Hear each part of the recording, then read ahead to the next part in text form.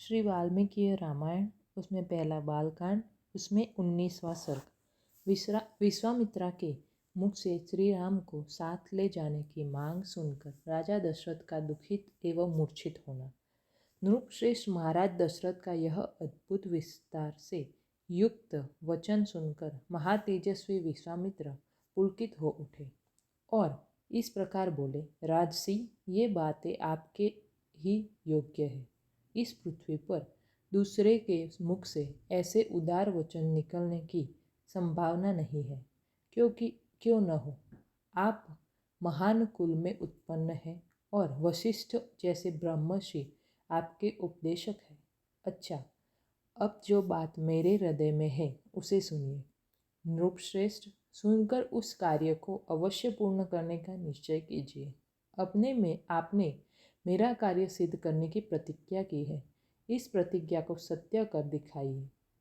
पुरुष प्रवर, मैं सिद्धि के लिए एक नियम का अनुष्ठान करता हूँ। उसमें इच्छा अनुसार रूप धारण करने वाले 2 राक्षस विघ्न डाल रहे हैं।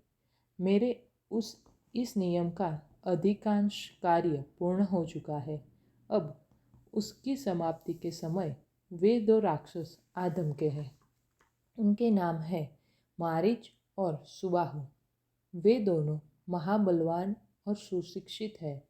उन्होंने मेरी यज्ञ वेदी पर रक्त और मांस की वर्षा कर दी है। इस प्रकार उस समाप्त प्राय नियम में विघ्न पड़ जाने के कारण मेरा परिश्रम व्यर्थ गया और मैं उत्साहहीन होकर उस स्थान से चला आया।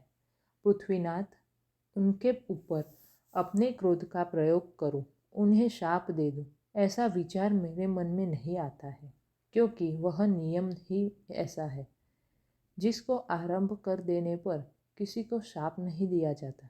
अतः नृपश्रेष्ठ, आप अपने काकपक्षाधारी सत्य पराक्रमी सूरवीर ज्येष्ठ पुत्र श्री राम को मुझे दे दे। ये मुझसे सुरक्षित रहकर अपने दिव्य तेज से उन विघ्नकारी राक्षसों का नाश करने में समर्थ है। मैं इन्हें अनेक प्रकार का श्रेय प्रदान करूँगा, इसमें संशय नहीं है। उस श्रेय को पाकर ये तीनों लोकों में विख्यात होंगे। श्री राम के सामने आकर वे दोनों राक्षस किसी तरह ठहर नहीं सकते। इन रघुनंदन के सिवा दूसरा कोई पुरुष उन राक्षसों को मारने का साहस नहीं कर सकता। नृपश्रेष्ठ, अपने बल का घमंड रखने वाले वे दोनों पापी निशाचर कालपाश के अधीन हो गए हैं, अतः महात्मा श्री राम के सामने नहीं टिक सकते। भूपाल, आप पुत्र विषयक स्नेह को सामने न लाइए। मैं आपसे प्रतिज्ञापूर्वक कहता हूँ कि इन दोनों राक्षसों को इनके हाथ से मरा हुआ ही समझिए। सत्य पराक्रमी महात्मा श्री राम क्या है, यह मैं जानता हूँ। महातेजस्वी वशिष्ठ जी तथा ये अन्य तपस्वी भी जानते हैं। राजेंद्र, यदि आप इस भूमंडल में धर्म, लाभ और उत्तम यश को स्थिर रखना चाहते हो तो श्री राम को मुझे दे दीजिए। ककुत्थनंदन, यदि वशिष्ठ आदि आपके सभी मंत्री आपको अनुमति दे तो आप श्री राम को मेरे साथ विदा कर दीजिए। मुझे राम को ले जाना अभिष्ट है। ये भी बड़े होने के कारण अब आसक्ति रहित हो गए हैं। अतः आप यज्ञ के अवशिष्ट 10 दिनों के लिए अपने पुत्र कमल नयन श्री राम को मुझे दे दीजिए। रघुनंदन, आप ऐसा कीजिए जिसमें मेरे यज्ञ का समय व्यतीत न हो जाए। आपका कल्याण हो। आप अपने मन को शोक और चिंता में न डालिए। यह धर्म और अर्थ से युक्त वचन कहकर धर्मात्मा महातेजस्वी परम बुद्धिमान विश्वामित्र जी चुप हो गए। विश्वामित्र का यह शुभ वचन सुनकर महाराज दशरथ को पुत्र वियोग की आशंका से महान दुख हुआ। वे उससे पीड़ित हो सहसा कांप उठे और बेहोश हो गए। थोड़ी देर बाद जब उन्हें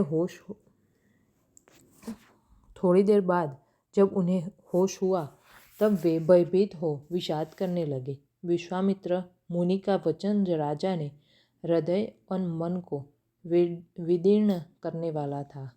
उसे सुनकर उनके मन में बड़ी व्यथा हुई। वे महामनस्वी महाराज अपने आसन से विचलित हो मूर्छित हो गए। इस प्रकार श्री वाल्मीकि निर्मित आर्ष रामायण आदि काव्य के बालकांड में 19वां सर्ग पूरा हुआ। श्री वाल्मीकि रामायण उसमें पहला बालकांड, उसमें 20वां सर्ग। राजा दशरथ का विश्वामित्र को अपना पुत्र देने से इनकार करना और विश्वामित्र का कुपित होना। विश्वामित्र जी का वचन सुनकर नृपश्रेष्ठ दशरथ 2 घड़ी के लिए संज्ञा शून्य से हो गए। फिर सचेत होकर इस प्रकार बोले, महर्षि, मेरा कमल नयन राम अभी पूरे 16 वर्ष का भी नहीं हुआ है। मैं इससे राक्षसों के साथ युद्ध करने की योग्यता नहीं देखता। यह मेरी अक्षौहिणी सेना है, जिसका मैं पालक और स्वामी भी हूँ। इस सेना के साथ मैं स्वयं ही चलकर उन निशाचरों के साथ युद्ध करूँगा। ये मेरा शूरवीर सैनिक, जो अस्त्र विद्या में कुशल और पराक्रमी है, राक्षसों के साथ जूझने की योग्यता रखते हैं। अतः इन्हें ही ले जाइए। राम को ले जाना उचित नहीं होगा।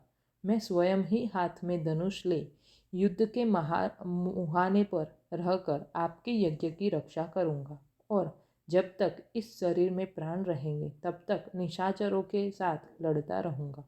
मेरे द्वारा सुरक्षित होकर आपका नियमानुसार अनुष्ठान बिना किसी विघ्न बाधा के पूर्ण होगा। अतः मैं ही वहाँ आपके साथ चलूँगा। आप राम को न ले जाइए। मेरा राम अभी बालक है। इसने अभी तक युद्ध की विद्या ही नहीं सीखी है। यह दूसरे के बलाबल को नहीं जानता है।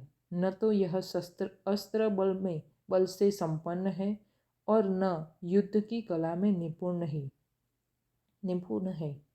अतः यह राक्षसों से युद्ध करने योग्य नहीं है, क्योंकि राक्षस माया से, छल कपट से युद्ध करते हैं।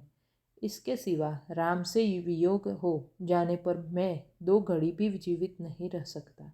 मुनि श्रेष्ठ, इसलिए आप मेरे राम को न ले जाइए।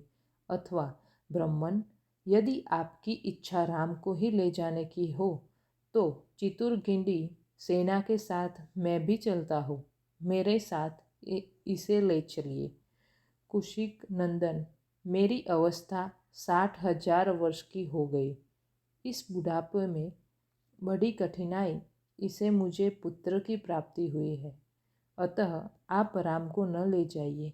धर्म प्रधान राम मेरे 4 पुत्रों में ज्येष्ठ है, इसलिए उस पर मेरा प्रेम सबसे अधिक है। अतः आप राम को न ले जाइए। वे राक्षस कैसे पराक्रमी है, किसके पुत्र है और कौन है, इनका डिलडोल कैसा है, मुनीश्वर, उनकी रक्षा कौन करते हैं? राम उन राक्षसों का सामना कैसे कर सकता है? ब्राह्मण, मेरे सैनिकों का या स्वयं मुझे ही न उन माया योगी राक्षसों का प्रतिकार कैसे करना चाहिए? भगवान, ये सारी बातें आप मुझे बताइए। उन दुष्टों के साथ युद्ध में मुझे कैसे खड़ा होना चाहिए, क्योंकि राक्षस बड़े बलाभिमानी होते हैं। राजा दशरथ की इस बातों को सुनकर विश्वामित्र जी बोले, महाराज, रावण नाम से प्रसिद्ध एक राक्षस है, जो महर्षि पुलत्स्य के कुल में उत्पन्न हुआ है।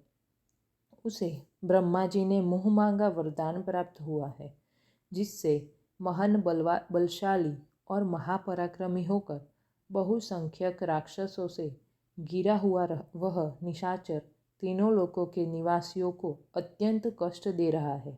सुना जाता है कि राक्षस राज रावण विश्ववा मुनि का औरस पुत्र और साक्षात कुबेर का भाई है।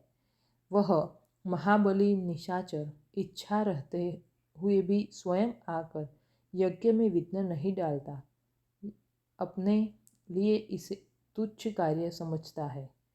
इसलिए उसी की प्रेरणा से 2 महान बलवान राक्षस मारीच और सुबाहु यज्ञों में विघ्न डालते हैं। विश्वामित्र मुनि के ऐसा कहने पर राजा दशरथ उनसे इस प्रकार बोले, मुनिवर, मैं उस दुरात्मा रावण के सामने युद्ध में नहीं ठहर सकता।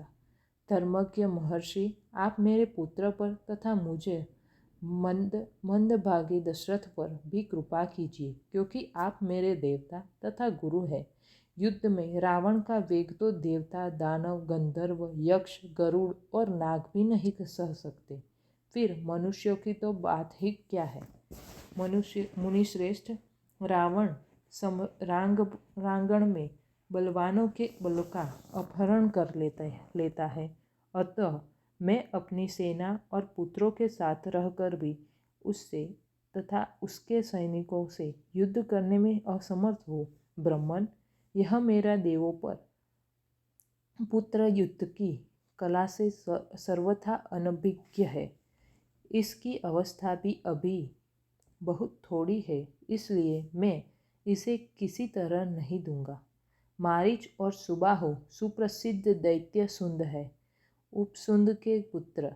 वे दोनों युद्ध में यमराज के समान हैं। यदि वे ही आपके यज्ञ में विघ्न डाल रहे हैं, तो मैं उनका सामना करने के लिए अपने पुत्र को नहीं दूंगा, क्योंकि वे दोनों प्रबल पराक्रमी और युद्ध विषयक उत्तम शिक्षा से संपन्न है।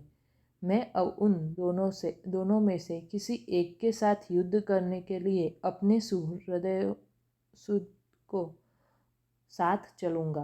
अन्यथा यदि आप मुझे न ले जाना चाहते हो, तो मैं भाई बंधुओं के सहित अनुत्य विनय करूँगा कि आप राम को छोड़ दें। राजा दशरथ के ऐसे वचन सुनकर विप्रवर कुशीक नंदन विश्वामित्र के मन में महान क्रोध का आवेश हो आया। जैसे यज्ञशाला में अग्नि को भली भांति आहुति देकर घी की धारा से अभिषिक्त कर दिया जाता है जाए और वह प्रज्वलित हो उठे, उसी तरह अग्नितुल्य तेजस्वी महर्षि विश्वामित्र भी क्रोध से जल उठे। इस प्रकार श्री वाल्मीकि निर्मित आर्ष रामायण आदि काव्य के बालकांड में 20वां सर्ग पूरा हुआ।